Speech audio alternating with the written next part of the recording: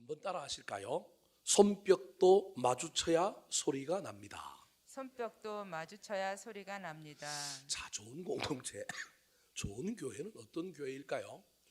좋은 교회를 따지는 여러 가지 기준과 여러 가지 어떤 정의와 평가가 있을 수 있겠지만 함께 어우러져 있는 모습, 꼭 생각이 같아야 되고 취미가 같아야 되고 바라보는 것이 똑같아야 된다, 그런 의미의 연합이 아니라 서로 다양한 색깔들이 어우러져서 하나를 이루고 있는 모습인데, 그 모습이 때로는 역동적이기도 하고 때로는 고요하기도 하고 때로는 평안하기도 하고, 그래서 어떤 시비나 다툼이 없이 서로를 이해하고 격려하고 축복하고 있는 그런 모습들이 그 공동체 안에 있을 때 그 공동체는 좋은 공동체이지 않을까.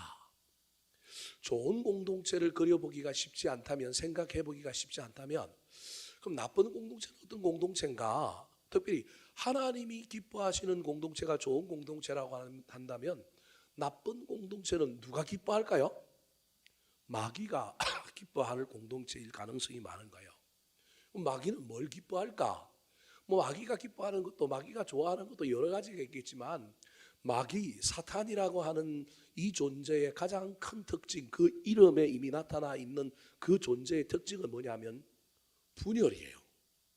참소예요. 참소. 있는 걸 부풀리고 없는 것도 만들어내고, 그래서 남을 비난하고 깎아내고, 그래서 편가르고 싸우게 만들고 참소하고 거짓이 유통되고 이런 것이 악한 마귀가 좋아하는 겁니다. 오늘 본문 말씀은 사도 바울이 에베소 교회 젊은 목회자로 부임한 디모데에게 어떻게 하면 그 공동체를 잘 세우고 또 일꾼을 세우고 거짓 선지자들로부터 교회를 지키고 리더십을 이양하고 사람을 세우고 네가 다시금 나한테로 올 것인가에 대한 숙제 속에 편지를 보내고 있는 내용이 바로 디모데전서입니다. 젊은 목회자를, 나이 많은 목회자가 그 목회를 아름답게 잘 감당하게 하려고 써 보내고 있는 편지가 디모데전서라고 할 수 있습니다. 오늘 본문의 이야기는 이 디모데의 사명 가운데 가장 중요한 것이 교회 안에 뭘 세우느냐 하면 일꾼을 세우는 건데, 여러분 오해 없이 들으시기 바랍니다. 일꾼을 세운다라는 것은 또 다른 뭘 세우느냐 하면 리더십을 세운다라는 거예요. 근데 여러분, 유명한 말이 있지 않습니까? 권력은 아버지와 아들도 나누지 않는다, 그런 말이 있어요. 이런 말은 교회 안에서는 사실은 유통되면 안 되는 말이면 오해하지 말고 들으십시오. 사회에서 그런단 말이에요. 그런데 교회도 메인 리더십이 있고, 그 메인 리더십이 근한을 분산하여 위임하고 협력하여 아름답게 공동체를 하나를 만들게 하여, 교회는 공산주의가 아니니까, 하나님도 그걸 좋아하는 건 아니니까, 더불어 하나님 함께 일하시는 하나님이니까, 우리 하나님도 하나님이 직접 인간을 통치하지 않고 하나님도 교회를 세우고 지도자를 세워서 통치하는 것처럼 교회도 그런 시스템을 가지고 있는 공동체라는 거예요. 그러니까 메인 리더, 디모데가 메인 리더죠. 그런데 이 메인 리더 밑에 누굴 또 세워야 되느냐 하면 또 다른 리더십들을 세워서 디모데와 함께 사역하다가, 디모데는 이제 다시금 사도 바울에게 가고 그 메인 리더십 속에 보조 리더십 속에서도 또 다른 사람들이 나와서 그 교회를 또 이끌어가는 그런 시스템을 만들어 놔야 되는데, 문제는 이렇게 청이지게 만들거나 메인 리더십이 또 다른 리더십을 세우게 되면 반드시 뭐가 있는 거예요? 긴장이 있는 거예요. 갈등이 있는 거예요. 목사와 장로가 연합하여 가면 좋은데 목사는 장로를 까고 장로는 목사를 이상하게 여기고, 교회 안에 안수집과 장로가 다투고 근사들과 다른 사람들이 문제가 생기고, 리더십을 세우고 나면 꼭 문제가 생기는 것인데, 그게 갈등과 긴장과 더 나아가서 무슨 일이 벌어지느냐 하면 분열이 벌어지는 거예요. 그래서 그 분열의 가장 핵심 속에는 사실은 누가 있느냐 하면 악한 마귀가 있는데, 악한 마귀의 목적은 단 하나입니다. 넘어뜨리고 쓰러뜨려가고 혼란스럽게 만들어서 찢어지게 만들고 이 공동체가 강하지 못하게 만드는 것이 목적이란 말이에요. 그 목적의 가장 이 악한 마귀의 가장 큰 전략은 뭐냐 하면 최고의 리더십을 뭐 하는 거예요? 쓰러뜨리고 넘어뜨리는 거예요. 그것처럼 효율적인 게 없어요. 수많은, 죄송합니다 이런 표현을 써서 잔챙이들을 상대하는 것보다 누구 하나 잡고 누구 하나 쓰러뜨리면 되는 거예요. 제일 머리에 있는, 죄송합니다 이런 표현을 계속 써서, 제일 대가리 하나만 잡으면 되는 거예요. 그 이야기를 오늘 본문이 사실은 지금 하고 있는 거예요. 디모데에게 사도 바울이 편지를 보내면서 네가 이제 사람들을 세워야 될 텐데 그 사람들을 세우게 되면 너하고 그 사람들 간에도 갈등이 있을 뿐만 아니라 세운 사람과 또 누구도 갈등이 있느냐 하면 교회 안에 있는 성도들 간에 갈등이 있는데, 그런 갈등이 일어나지 않도록 네가 잘 단돌이 하고 교회의 어떤 성장과 성숙을 만들고 내공을 세우는 일이 너의 목표다. 그러면서 성도들은, 즉 교인들은 지도자들을 위하여, 세운 일꾼들을 위하여 해야 할 일이 있고, 세워진 일꾼들은 내가 세워진 이유가 섬기라고, 내가 다른 일반 교인들을, 일반 공동체 구성원들을 잘 대해주라고 하였사오니 이 두 개가 손뼉이 뭐 해야 된다는 거예요? 마주쳐야 아름다운 공동체, 평화로운 공동체, 성장하는 공동체, 하나님이 기뻐하시는 공동체가 된다는 거예요. 그래서 이 손뼉이 두 개가 있는데, 하나는 지도자가 교인들을 위하여 어떻게 해야 될 거냐. 이 지도자는 목사인 저를 비롯할 뿐만 아니라 교회 안의 일꾼들인 거예요. 뿐만 아니라 또 다르게는 지도자 말고 교인들이 지도자를 위하여 어떻게 할 거냐. 그럼 이 교인들은 평신도도 있을 뿐만 아니라 또 다른 리더십이 목사인 저를 향하여 해야 될 일도 있는 거예요. 그러니까 중간에 끼어 있는 서버 리더십들은, 서버 지도자들은 묘한 관계가 다 둘 다 있는 거예요. 하나는 교인이기도 하고 하나는 또 뭐이기도 해요? 지도자이기도 하는 거예요. 왜냐하면 이 훈련을 잘 받아야만이 매일 리더십을 잘 감당할 수 있기 때문에 그런 거예요. 그래서 최고의 리더가 되려면, 최고의 구역장이 되려면 제일 먼저 해야 될 일이 뭘 해봐야 되는 거예요? 구역원을 대해봐야 하는 거예요. 내가 교회를 오래 다녔다고, 내가 건사를 받았다고 왜 목사님 나는 목자를 안 시켜줍니까? 때로는 그런 사람이 있을 수 있어요. 근데 저 말고 다른 목사님들도 이런 기준을 갖고 있는지 모르겠지만, 저는 제가 배운 바에 의하면 한 번도 목원으로서 목장 모임을 안 해본 사람, 구역원으로서 구역 식구를 안 해본 사람이 구역장이 되면 그 구역은 뭐 한다고요? 망할 수밖에 없어요. 왜냐하면 자기가 그 밑에서 뭘 해봐야 되느냐 하면 팔로우, 따르는 사람이 돼봐야 나중에 뭐가 될 수 있는 거예요? 리더가 될 수 있는 거예요. 그래서 펠로우, 따르는 사람이 돼보지 않고 리더가 된다는 건 말이 안 되는 거예요. 그래서 오늘 본문에 이제 이야기들이, 여러분이 헷갈리는 용어 중에 하나가 장로라고 하는 용어가 나올 텐데, 오늘날 교회의 장로라고 생각하면 안 돼요. 이 장로는 어떤 사람이냐 하면 어떤 때는 교인이기도 하고 어떤 때는 뭐이기도 한 사람이에요?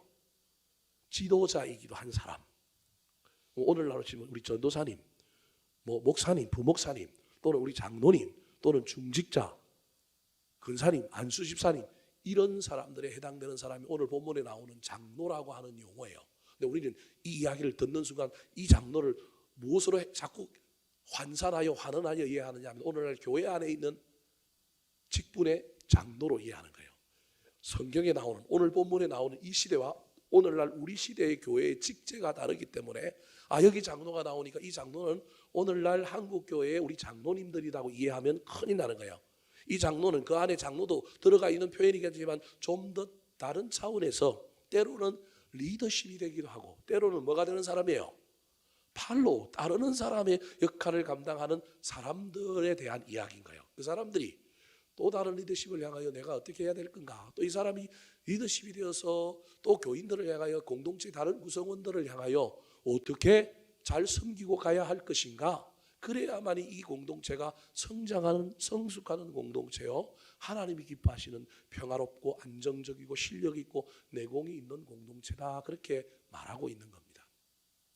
디모데에게 보낸 이 편지, 사도 바울이 이 편지를 저에게 보낸 편지라고 생각하고 오늘 하루 내내 이 말씀을 묵상하는 가운데, 우리 교회도 이제 5월 첫째 주에 중직자들을 뽑으며 나아갈 터인데, 그들을 뽑아놓고 그 다음에 교육을 하고 훈련을 하고 어떻게 교회를 좀 잘 만들어 갈 것인가, 뽑아놨더니 안 뽑은 것보다 못해서 서로 치고받고 싸우고, 또 그들 때문에 머리가 굵어져 가지고 섬기라고 세워놨는데 그게 아니라 더 비난하고 더 비판하고 또다시 어려움을 겪으면 그것처럼 안타까운 일이 어디 있어요. 그래서 오늘 본 말씀에 전하는 저도, 또 이 말씀을 받는 여러분도 이 말씀을 잘 이해하고 가슴에 새겨서 저와 여러분이 또는 또 우리 안에 서로가 마주치는 손뼉이 되어서 엇나가는 손뼉이 아니라 잘 부딪히는 손뼉이 되어서 하나님이 기뻐하시는 아름다운 하나님께 영광 돌리는 박수 소리를 만들어내는 저와 여러분이 되기를 예수님의 이름으로 축원합니다.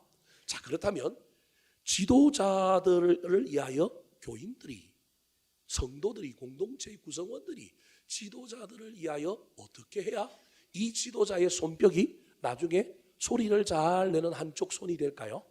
자, 교인들이, 교회 공동체 구성원들이 지도자를 세우는 세 가지 원리가 오늘 본문에 나옵니다. 첫 번째, 따라 하시겠습니다. 존경하라.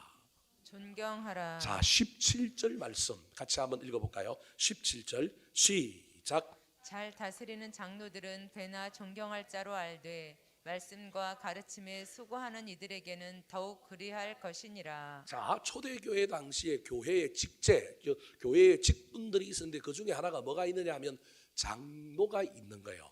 저기 장로는 오늘날 장로가 아니라고 제가 서론에서 말씀드렸습니다. 저 장로는 쉽게 얘기하면 디모데가 사역하고 있는 에베소 교회에 오늘날로 치면 부목사 또는 뭐 구역장, 목자, 가정교회의 지도자가 누구냐 하면 장로예요. 오늘날 교회에 있는 장로가 아니고요.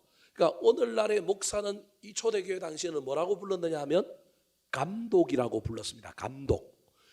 그 감독들 희하에 최고의 리더십이 감독인데 그 감독들 희하에 감독을 보좌하면서 또 다르게 교회의 리더십으로 세워서 일하는 사람들을 불렀는데 그 사람들을 뭐라고 불렀다고요? 장로라고 불렀다라는 거예요. 그래서 그 장로들은 종류가 17절에 보면 두 종류가 나오는데 하나는 다스리는 장로, 또 다른 하나는 가르치는 장로. 저 17절 뒤에 보니까 말씀과 가르침에 수고하는 이들이라고 표현이 나오잖아요. 그러니까 초대교회 당시에 이 장로님들은 두 종류의 장로님이라고 하는 호칭을 장로님이라고 호칭을 받는 사람은 두 종류의 교회에서 기능을 한 거예요. 하나는 행정적인 일에 소위 말하는 오늘날 지금 재직회 부서에서 팀장이나 위원장이 되어서 교회를 잘 돌아가게 하는 다스리는 봉사와 관련된 일들을 하는 장로. 이해되십니까? 예. 이 장로라고 자꾸 이야기하는데 오늘날 교회를 장로라고 일꾼이라고 이해하면 훨씬 더 쉽습니다. 메인 리더십 감독에 해당되는 디모데를 도와서 구약시대의 장로는 엘더였어요. 엘더 또는 한 지파의 한 가문의 우두머리를 장로라고 옛날에 불렀단 말이에요. 그래서 이스라엘은 72장로, 70장로가 있었단 말이에요. 장로라고 하는 이야기는 그런 측면입니다. 이 전통을 신약에는 그대로 이어받아서 유대인들은 70장로가 있었고 그 70장로 중에 한 명이 대제사장이라서 71명. 그래서 사내들인 공회라고 하는 이 공회는 몇 명으로 구성되느냐 하면 71명의 제사장으로 구성되는 거예요. 이 제사장이 이때는 장로라고 하는 의미가 구약의 장로라고 의미가 신약에는 바벨론 포로 이후에 이렇게 이어진 거예요. 다 까먹어도 좋습니다. 지금 저기서 말하고 있는 장로라고 하는 건 오늘날 교회의 장로가 아니에요. 물론 저 17절을 가지고 칼빈이 이해하고 장로교를 만들 때 다스리는 장로는 오늘날의 장로, 가르치는 장로는 오늘날의 누구? 목사. 이게 이제 장로교의 교리의 내용이에요. 여러분 몰라도 돼요. 뭐 장로교면 어떻고 순복음교회면 어떻고 감리교면 어때요? 성결교는 장로가 없는데도 한국 사회에서 교회로 살아남으려고 하니까 성결교도 뭘 세워요? 장로를 세우잖아요. 장로교가 아닌데 장로를 세우는 교단들이 한국교회에 늘어나요. 순복음교회도 누굴 세워요? 장로를 세우는 거예요. 여러분 장로를 세운다라고 하는 것은 무슨 교라는 거예요? 사실은 장로교라니까요. 여러분 감리교회 장로가 지금은 감리교회도 장로가 있긴 해요. 근데 초창기 감리교회 장로가 있었어요? 없었어요? 없었어요. 왜냐면 거기는 무슨 교가 아니니까. 장로교가 아니니까 장로가 없는 거예요. 여러분은 장로교만 다녀갖고 제가 하는 말이 무슨 말인지 모를 거예요. 지금은 그래도 감리교회도 장로 제도를 자꾸 만들어요. 왜냐하면 한국 사회에서는 어느 교단이 제일 많은 거예요? 장로교가 제일 많고 장로교가 지루를 이루고 미국에 가면 장로교는 여러분 미국에 가면 10대 교단 안에 들까 말까 해요. 8등, 9등, 어떤 때는 10등 이하로 밀려있는 교단이 장로교인 거예요. 한국에서만 유일하게 장로교가 같은 기독교 안에 1등인 거예요. 그러다 보니까 장로 제도를 선택하고 있지 않은 다른 교단들도 한국 사회에서 교인들 중에 장로교는 장로라고 얘기하는데 딴 데는 그런 호칭이 없으니까 전부 교인들이 또 덤이지 시무룩한 거예요. 사회에 나가서 어떤 교회 안에서 자기가 어떤 직분을 받았다는 걸 이야기하고 싶은데 전부 장로교 장로한테 뭐 하는 거예요? 밀리는 거예요. 표현이 좀 이상하지만 그러니까 감리교도 장로를 만들고 성결교도 뭐를 만들어요? 장로를 만들고 순복음교회도 뭘 만드는 거예요? 순복음교회는 교회에 없는 건 안 만들겠다. 순복음 원래의 복음으로 돌아가겠다. 그래놓고 장로교를 따라서 뭘 만든 거예요? 장로를 만든 거예요. 그럼 전부 장로교가 돼야 되는데 교단은 장로교가 아닌 거예요. 장로가 있는 교단이 원래 장로교라는 거예요. 그걸 어디에서 따왔느냐 하면 칼빈이라고 하는 장로교의 장시자라고 하는 사람이 저 디모데후서 5장 17절에 보니까 초대교회에 장로가 두 종류가 있더라. 하나는 뭐 하는 장로? 다스리는 장로, 행정하는 장로. 그게 오늘날 우리 장로교의 장로님인 거예요. 그런데 그 장로 말고도 또 어떤 장로가 있더라? 가르치는 장로가 있더라. 그래서 그 가르치는 장로가 누구라는 거예요?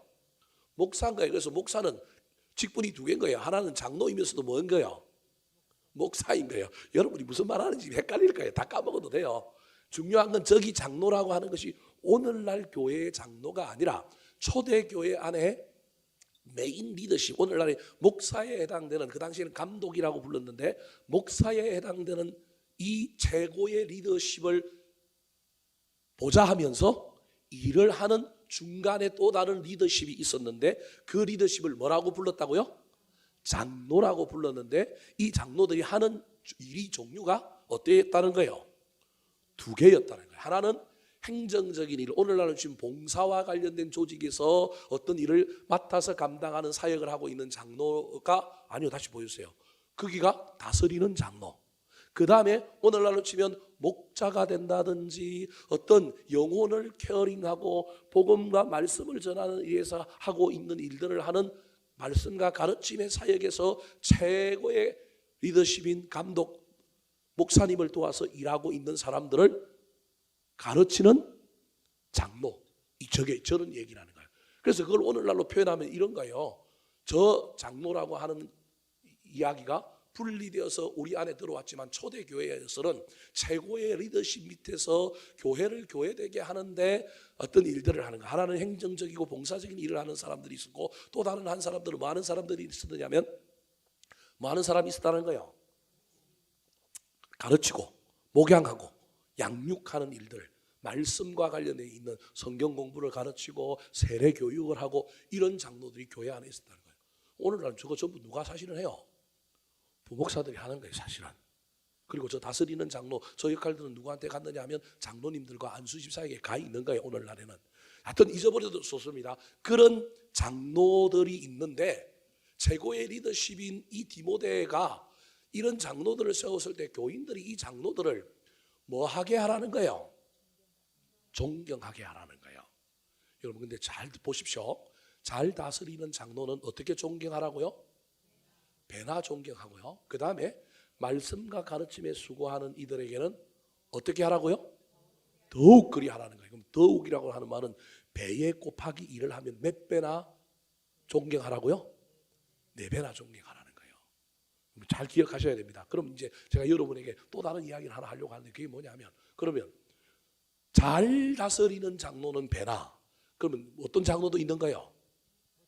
잘 안 다스리는 장로도 있는 거예요. 잘 안 다스린다고 표현하면 표현이 이상하지만 잘 다스리는 장로는 배나 존경하는데 장로의 직분을 받았는데 다스리지 않고 직분만 받고 있는 사람도 있다라는 거예요.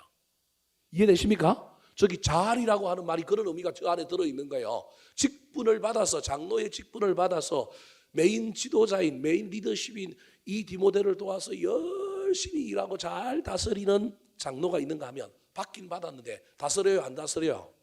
안 다스리고 뭐만 있는 거예요?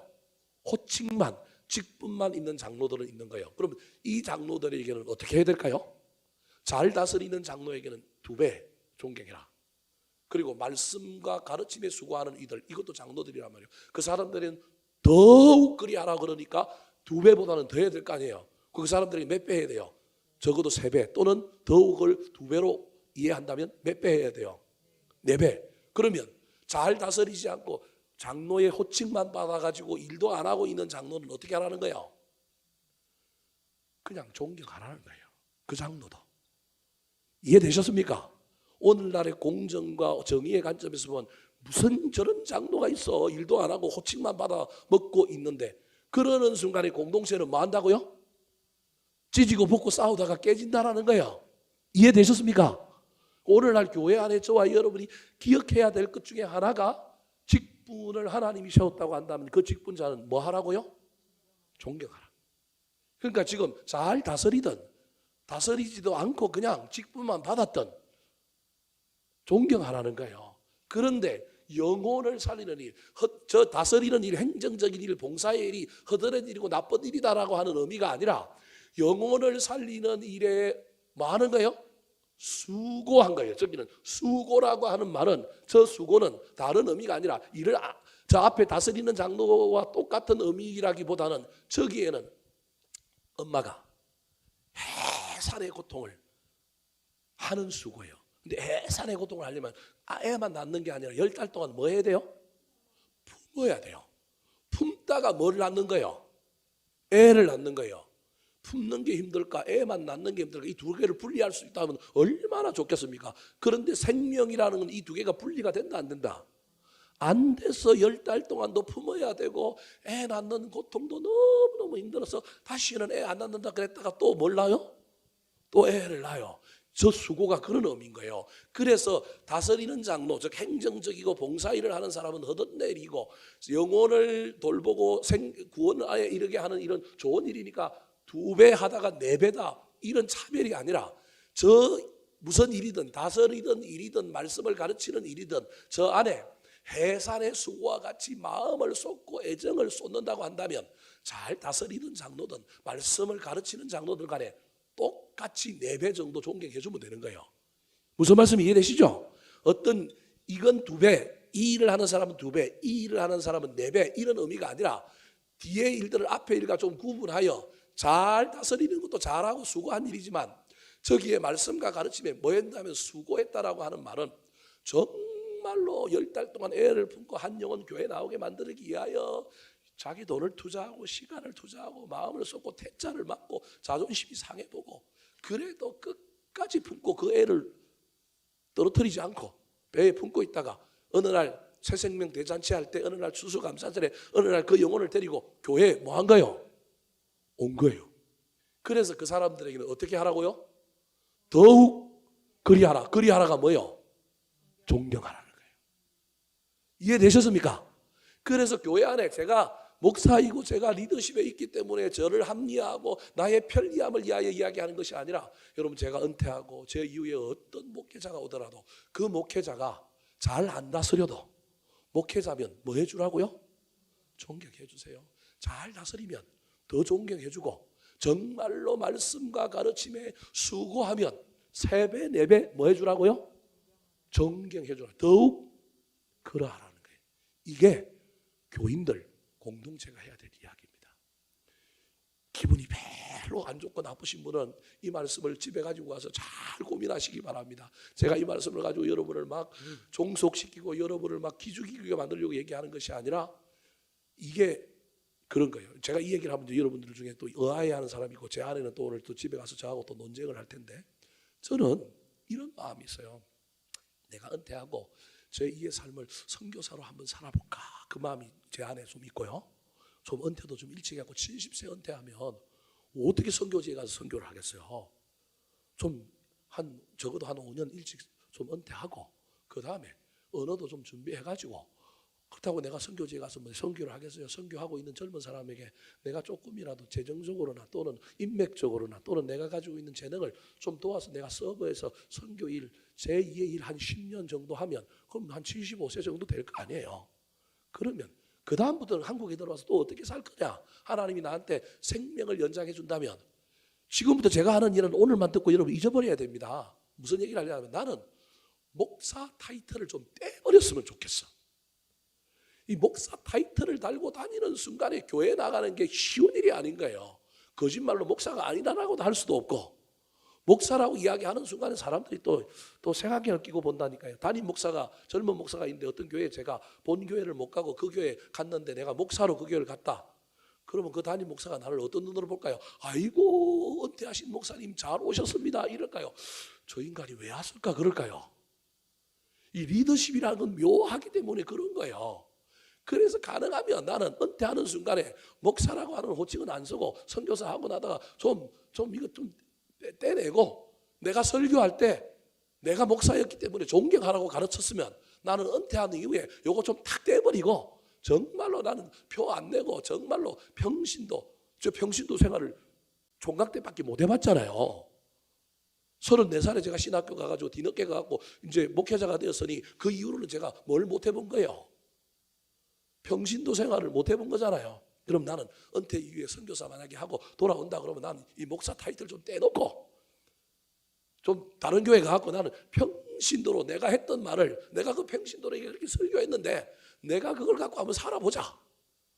설교도 지지리도 못하고 인격도 별로 없는 목사가 내 앞에서 설교하고 있는데 내가 목사라고 설교 됐다 못하네. 저거 학 끌어내리고 내가 올라가서 설교해? 그러지 말고 내가 평신도 자리에서 저 목사님 속에서도 선포되는 말은 누구의 말이다? 하나님의 말이다. 내가 그렇게 설교했으니 제가 흥분하니까 또 목이 맛이 갔네. 이러면 안 되는데. 저는 목사 타이틀을 떼고 그게 가능할지 현실적으로 될지 안 될지 모르겠지만 머릿속에 그리는 것 중에 하나는 이 이야기는 우리 집 사람한테 안 했기 때문에 지금 처음 하기 때문에 오늘 우리 집에 가면 또 우리 집 사람한테 됐다 또 이제 어떻게 될지 몰라요. 저를 좀 지켜주세요 여러분. 하여튼 나는 좀 이거 좀 떼놓고 내가 그동안 강대상에서 설교했던 그 설교를 내가 평신도가 돼갖고 나 한번 해보고 싶은 생각이 있어요. 제가 젊기 때문에 이 욕망이 있는지는 모르겠지만 내가 존경하라 그랬으니 내가 평신도 돼가지고 존경하고 그래도 내가 만약에 조금 재정적인 여유라도 생기면 그 목사님 밥도 한번 사줘보고 얻어먹었으니까 그동안에 뭐도 한번 해봐야 될 것 같아요. 사줘보기도 한번 해봐야 되지 않을까요? 이런 일들을 한번 해봐야 되겠다. 그런 생각을 갖고 있는 거예요. 여러분 지금 제가 왜 여러분에게 이야기를 하느냐 하면 여러분 개떡 같은 리더십도 마음에 안 드는 리더십도 여러분 최소한 하나님이 기름 부어 세웠다고 한다면 뭐 해주라고요? 존경해 주십시오. 이게 아름다운 공동체를 이루는 성도들이 지도자들을 향하여 해야 할 첫 번째인 거예요. 이번에 중직자 선거했는데 나보다 믿음 못한 저 인간이 이번에 또 됐어. 저 인간 되고 난 다음에 일을 안 할 건데 그리고 실제로 보니까 안 다스려. 일을 안 해요. 그래도 어떡하라고요? 존경하십시오. 존경하십시오. 그리고 내가 되면 정말로 존경받을 만한 일을 해서 존경을 받으시기 바랍니다. 이게 공동체를 세우는 손뼉이 마주쳐서 아름다운 하나님께 영광 돌리는 박수 소리가 나는 일의 첫 번째 공동체가 지도자를 세움받은 사람들을 위하여 해야 할 일임을 잊어버리지 마시기 바랍니다. 두 번째 지도자를 위하여 교회와 공동체가 해야 할 일입니다. 따라 하시겠습니다. 책임지라. 여러분 책임지셔야 됩니다. 자, 뭘 책임져야 될까요? 18절 같이 한번 읽어볼까요? 18절 시작. 성경에 일렀으되 곡식을 밟아 떠는 소의 입에 망을 씌우지 말라 하였고 또 일꾼이 그 삭을 받는 것은 마땅하다 하였느니라. 자, 두 가지 말이 나오는데 두 가지 말이 뭐냐? 하나는 바로 신명기 25장 4절에 나오는 모세의 율법에 곡식을 밟아 뜨는 추수할 때 타작할 때 소가 우리로 치면 큰 여러분 도로에 아스팔트 깔고 롤러 같은 걸 가지고 그 평탄하게 만들고 굳게 만드는 것처럼 소가 그런 걸 끌고 타작한 콩이나 뭐 이런 걸 턴단 말이에요. 털 때 소가 열심히 일하니까 배가 고파요, 안 고파요? 배도 고픈데도 불구하고 열심히 일해라고 막 자꾸 소 엉덩이만 때리지 말고 그 소가 일하면서 옆에 있는 풀을 옆에 있는 나락을 한번 베먹어도 그건 하게 해줘야 된다는 거예요. 다르게 이야기하면 일 잘할 수 있도록 입에 망을 씌워서 먹는 건 못 먹게 하는 건 아니라는 거예요. 그러니까 여러분 최소한 목회자를 또는 어떤 지도자들을 책임졌으면 그 지도자의 생계를 뭐라는 거예요? 책임져라는 거예요. 제가 저의 유리한 말씀을 받았다고 여러분에게 이제 설교하는 것 같죠? 아닙니다. 이건 목사인 제가 부목사들에게 해야 될 책임 중에 하나입니다. 그래서 저는 부목사들에게 늘 묻습니다. 딴 거는 안 물어도 먹고 사는 일은 어떻게 되냐. 교회가 주는 거 갖고 비록 파트이긴 하지만 교회가 주는 거 갖고 먹고 사냐. 아내는 일하냐 뭐 하냐. 저는 수시로 묻습니다. 여러분. 난 부목사들에게 부교육자들에게 뭐 별 이야기 많이 안 합니다. 저는 안 한다 그러는데 자기들은 또 많이 한다고 하고 생각할지 모르겠지만 저는 가능하면 시잘데없는 이야기, 거리 잡는 이야기, 뭐 혼내는 이야기 안 하려고 애를 씁니다. 그런데 한 번씩 식사하거나 교제할 때마다 늘 물어봅니다. 어떻게 지내냐, 먹고 사는 일은 어떠냐, 괜찮냐. 여러분 이게 당연한 겁니다. 그래서 공동체는 어떤 지도자가 세월을 받은 일꾼들이 일을 잘할 수 있도록 그들이 생계에 대하여 그래도 어려움 없이 일할 수 있는 환경을 만들어줘야 합니다. 그렇다고 해서 여러분 뭐 많이 주라는 얘기는 아닙니다. 사람마다 교회 안에는 잘 사는 사람도 있고 못 사는 사람도 있기 때문에 기준이 다 달라서 이 기준을 정하는 게 얼마나 어려운지 모릅니다. 그래서 교회 안에 늘 목회자의 사례비를 가지고 분쟁이 일어나는 이유 중에 하나는 목사는 적다고 생각하고 교인들은 뭐라고 생각해요? 많다고 생각하는 거예요. 근데 많다고 생각하는 사람들은 여러분 많다고 생각하는 사람들은 못 사는 사람들이 목회자보다 훨씬 삶이 어려운 사람들이 저 목사 월급이 많다라고 말하는 건 괜찮습니다. 저는 그런 이야기는 그런 사람들이 하는 이야기는 얼마든지 얘기해도 들어도 기분도 안 나쁘고 전혀 마음이 상하지 않습니다. 그런데 문제는 목사보다 많은 사람이 잘 사는 사람이 목회자의 월급이 많다 이렇게 일하는 순간은 저도 인간인지라 뭐가 나오느냐 하면 18, 19이 올라오고요. 뚜껑이 열리면서 그럼 니하고 나하고 한번 바꿔보자. 그러고 싶은 마음이 꿀떡 같지만 그 말하는 순간에 큰일 날까봐 말은 못합니다. 제가 속마음을 여러분에게 열어서 청기 누설을 해줍니다. 교회 안에 목사의 사례비를 정확하게 정한다는 건 정말로 어렵습니다. 어렵습니다. 이게 얼마나 어려운지 모릅니다. 그러나 여러분 조금 이따가 하겠지만 목사가 기본적으로 생계에 허랑방탕하고 사치하고 뭐 엉뚱한 일을 하고 주식 투자를 하고 막 이럴 정도까지 사례는 줄 수는 없습니다. 그건 말이 안 됩니다. 그렇다고 너무 쪼들리게 살아가지고 목사가 맨날 생계 걱정하고 맨날 먹고 사는 문제 생각하고 다른 목사들하고 비교하는데 저 목사들하고 비교해보니까 맨날 자존심 상하고 손가락 줄줄 빨고 있어야 되고 여러분 그건 아닙니다.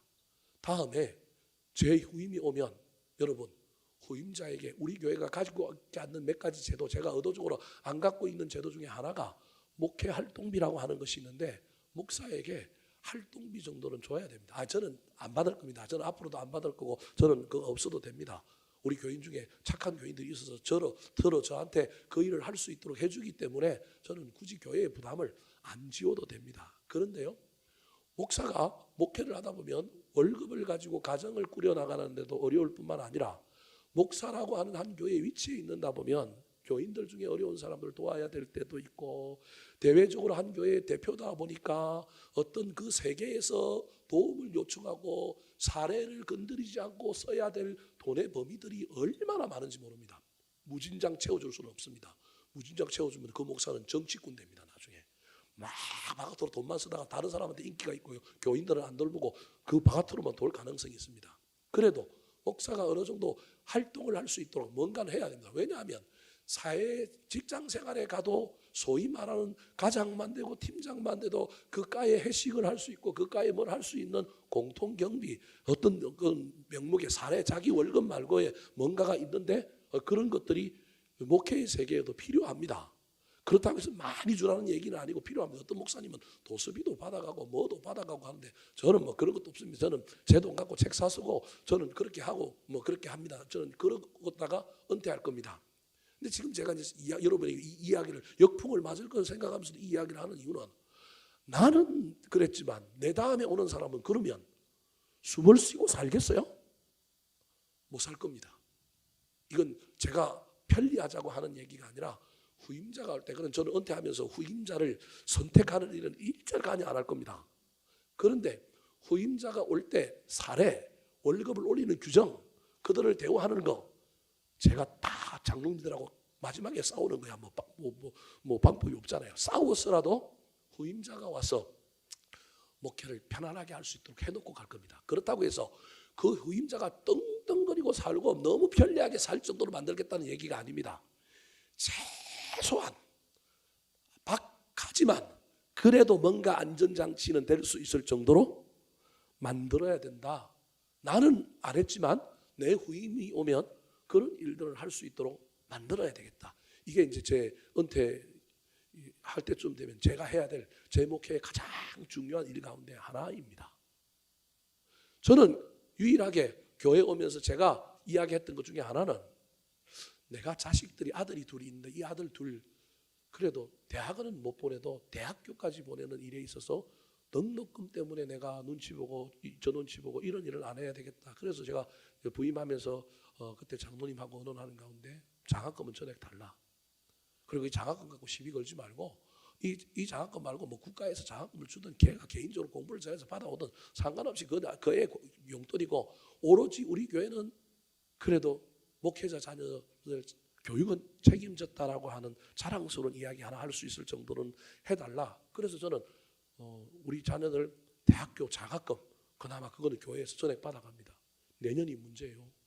아들들이 제가 가능하면 두 놈들이 중첩되지 않을고 군대를 보내고 그래서 교회가 한꺼번에 짐을 안 지게 하려고 잘 배분을 해놨는데 지들이 어거러뜨려 가지고 내년에 되면 두 놈이 다 어디를 가요? 대학을 가요. 한 놈이 500까지는 아니더라도 400 얼마씩 이제 등록금이 들어가는데 그러면 이제 1년에 한 1,800만 원 정도 교회가 부담해야 되는 부담이 생깁니다. 내년에. 여러분 그래도 그거는 책임져 주십시오. 그거 갖고 시비 걸지 마시고 그거는 책임져 주십시오. 제가 유일하게 우리 교회 와서 정말로 제가 이야기하고 있는 것 중에 하나가 그겁니다. 3년 전에 이 문제를 누군가가 가지고 제 마음을 너무 아프게 했기 때문에 저도 인간인지라 이 문제 앞에서 제가 그냥 무너지고 뚜껑이 열린 사람입니다. 가능하면 여러분 우리가 부교육자들도 대우를 잘 해줄 수 있으면 좋겠는데 교회의 상황과 환경이 어렵기 때문에 저는 그래서 늘 우리 부교육자들 사례비를 책정할 때 주변 교회는 얼마 주느냐 확인합니다. 더 줄 수 있으면 좋겠지만 더 줄 수 있는 여건과 상황은 안 되니까 덜 주면 안 되지 않습니까? 덜 주면 안 되죠. 그래서 옛날에 60만 원 줄 때 70만 원 줬고요. 다른 교회 70만 원 줄 때 80만 원 줬고요. 80만 원 주다가 90만 원 지금 우리 부교육자들은 지금 파트는 90만 원을 주거든요. 사실은 올해 100만 원 올렸어야 되는데 코로나 때문에 어떻게 될지 몰라갖고 이제 못 올리고 온 겁니다. 그래서 그거 갖고 부교육자들이 뭐 떵떵거리고 뭐 그거 갖고 부교육자들이 우리 교회가 많이 준다 이렇게까지 말할 수는 없지만 그럼에도 불구하고 주변에 있는 교회들과 함께 그 상황 속에서 그래도 우리 교회가 적게 주지는 않는 교회다라고 하는 걸 만들려고 애를 씁니다. 내년에는 그래서 우리 부교육자들도 사례비를 좀 인상해야 됩니다. 저는 안 올려줘도 우리 부교육자들은 또 좀 올려줘서 부교육자를 수급하는 데도 어려움이 없고 또 그들이 열심히 일할 수 있도록 애를 쓰게 해야 됩니다. 교인들의 상실감도 합니다. 우리는 빼빠지게 열심히 일해서 교회에 헌금했는데 뭐 이런 걸 갖고 목사님은 자기와 부교육자들을 챙긴다 그렇게 이야기할 수 있지만 여러분 어차피 우리는 이곳이 하나님의 사역터인 동시에 우리의 모든 인생과 생계를 걸고 일하는 곳이기 때문에 제가 감히 이 수요일에 여러분 앞에서 설교하면서 이런 이야기를 합니다. 그래서 잘 이해하시고 좀 잘 좀 수용해 주시고 받아주셨으면 좋겠습니다. 중요한 건 어찌되었든 교회가 세운 공동체 일꾼들을 위해서는 첫 번째는 뭐 해야 된다고요? 존경해야 되고 두 번째는 뭐 해야 된다고요? 책임을 지려고 애를 써야 됩니다. 온전히 책임질 수는 없습니다. 어떻게 100% 책임집니까? 부모가 자녀들을 책임지는데 부모가 자녀들을 재벌들 아들하고 똑같이 책임질 수 있습니까? 없습니다. 그래도 부모가 가슴에 손을 얹고 나는 안 먹고 나는 힘들어도 내가 너를 위하여 책임지려고 애를 썼다. 그래도 나는 다른 부모들처럼 그렇게 가랭이 찢어지면서 못해줬지만 내 형편 속에서는 내가 최선을 다했다. 이게 책임이지 않습니까? 그런 자부심은 있도록 책임을 져줄 때 그들이 신이 나서 훨씬 더 열심히 일하며 나아가지 않겠습니까? 세 번째, 지도자를 위하여 교회와 성도들이 공동체가 해야 할 일 따라 하시겠습니다. 신뢰하라. 자, 첫 번째가 뭐였다고요? 존경하라. 두 번째가 뭐였다고요? 책임지라. 세 번째가 뭐라고요? 신뢰하라. 이게 무슨 말일까요? 자, 19절 말씀 같이 한번 읽어볼까요? 19절 시작. 장로에 대한 고발은 두세 증인이 없으면 받지 말 것이요. 자, 받지 말 것이요. 누구 보고 받지 말라 그러냐면 디모데 보고 받지 말라는 거예요. 그러니까 디모데에 대한 이야기가 아니라 디모데 밑에 있는 아래의 리더십이 장로들인데 장로들에 대한 고발이 있는 거예요. 누군가가 일꾼을 세웠더니 그 일꾼을 시기하는 사람도 있고 그 일꾼이 일을 잘못했고 무슨 갈등과 긴장이 생겨서 꼭 고발하는 일이 생기거나 긴장과 갈등은 교회 안에 있는 거예요. 오늘날 목회와 목회 현장에도 교회에서 교인들과 목사들 간에 갈등이 있는 것처럼 똑같은 거예요. 근데 그 이야기를 하면서 고발은 두세 정인이 없으면 뭐 하지 말라고요? 받지 말라는 거예요. 여러분 저 말의 궁극적인 내용은 고발을 받으라는 얘기예요? 받지 말라는 얘기예요? 받지 말라는 얘기인 것 같아요? 아닙니다. 받으라는 얘기입니다. 오해하지 말고 들으십시오. 받으라는, 오늘부터 우리 목사님 고발해도 된다. 그렇게 생각하는 사람이 있을 수 있겠지만 저 이야기의 핵심은 문맥적으로 드러나는 것은 두세 정인이 없는 고발은 받지 말고 정인이 있는 고발은 뭐 하라는 거예요? 받으라는 거예요. 그러면 저 이야기 속에 진짜 본말은 뭘까요? 고발 받으라고 하는 말이 본말일까요? 직설법으로는 받지 말라 그랬지만 저 이야기 속에 거꾸로 하나 넘기면 받으라는 얘기란 말이에요. 근데 받으라는 얘기가 정말로 받으라는 얘기가 저 이야기의 본말일까요? 아닙니다. 무슨 얘기냐면 누군가가 장로를 또는 오늘날 지금 목회자를 험담하거나 누군가가 깎아내리거나 누군가가 비난할 때 그 사람의 이야기만 듣고 네가 좌지우지 당하지 말아라라는 거예요.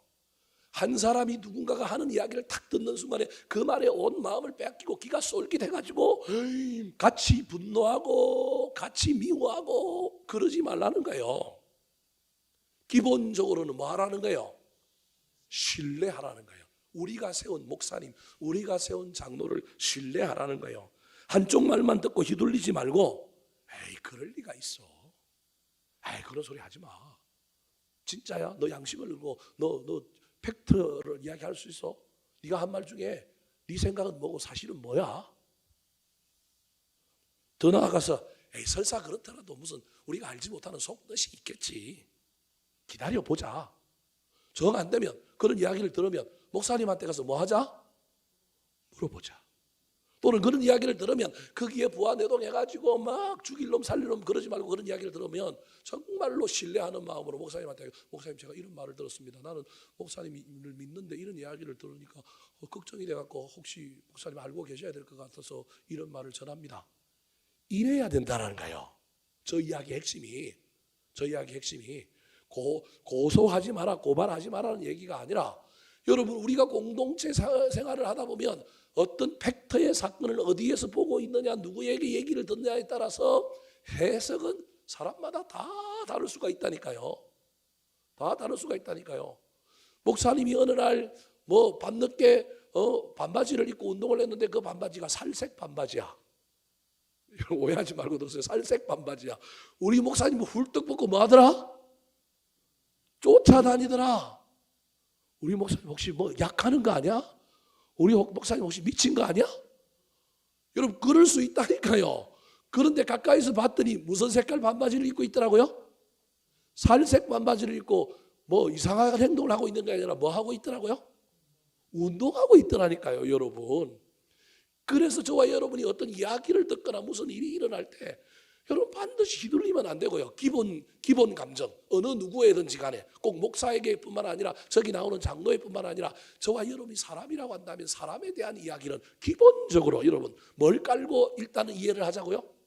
신뢰를 깔고 이야기를 해야 되는 거예요. 신뢰를. 여러분 이게 그리스도인의 기본 태도입니다. 꼭 목회자에게만 그렇게 하라는 게 아니라 목사인 저도 성도들을 향하여 이 신뢰를 깔고 아이 그럴 리가 있어. 설사 그렇다면 다른 속뜻이 있을 거야. 기다려보자. 여러분 그러고 해야 되는 거예요. 그런데도 불구하고 한 사람에게 들은 이야기가 아니라 여러 사람이 이야기를 하고 들어보니까 이게 심각하다. 그러면 어떻게 해야 된다는 거예요? 20절 말씀 같이 한번 읽어볼까요? 20절 시작. 범죄한 자들을 모든 사람 앞에서 꾸짖어 나머지 사람들로 두려워하게 하라. 범죄한 자들이 누구예요? 아까 장로예요. 이제는 그 장로는 뭐 한 자라는 거예요? 범죄한 자라는 거예요. 넘어가지 말고 신상 필벌 줄 상이 있으면 주고 줘야 될 벌이 있으면 주라는 거예요. 뿐만 아니라 1벌 100개 벌 하나를 줌으로 말미암아 100명이 그 교훈을 얻도록 1벌 100개 해라. 여러분 그 20절은 하지 말라는 얘기가 해라라는 거예요. 고발하지 말라는 얘기가 고발하고 시시비비를 가려야 되면 가라라는 거예요. 근데 그 전에 잊어버리지 말아야 할 기본적인 태도가 있는데 기본적으로 뭐 하자고요? 신뢰하고 좀 믿어주자는 거예요. 좀 믿어주고 좀 기다려보면 세월이라고 하는 심판자가 다 한다라는 거예요. 물론 선입견이라고 하는 것이 우리 속에 들어오면 이제 문제가 돼요. 오늘 제가 설교를 설교를 한 편으로 준비했는데 시간이 다 가서 여기서 끝낼 거예요. 이제 성도들이 해야 될 일을 오늘 했다고 한다면 다음 주에는 후편하도록 할게요. 다음 주에는 지도자는 그럼 어떻게 해야 되느냐? 손뼉이 맞추셔야 된다면 원래 오늘 이거 하나를 다 하려고 했는데 제가 분명히 시간이 안 될 거라고는 예측은 했지만 제가 저와 관련된 이야기들이 많다 보니 흥분하다 보니 시간을 잘못 사용해가지고 한쪽 손뼉밖에 이야기를 못했어요. 그럼 오늘 이야기를 혹시 여러분 마음에 막 거슬리고 우리 목사님 왜 저렇게 설교하나 왜 자기 입장에서 저렇게 얘기하나 그런 말이 있다면 이 편을 기대하는 마음으로 들으시기 바랍니다. 이 편을 들으면 이해가 될 거예요. 여러분 공동체가 해야 될 이야기에 대해서 지금 오늘 이야기한 거예요. 그러면 목회자는 무슨 일을 해야 되나 어떻게 해야 되느냐 그 이야기가 다음 이 편으로 다음 주 수요일이 있으니까 기대하는 마음으로 여러분 다음 주 수요일도 꼭 나와주시면 감사하겠습니다.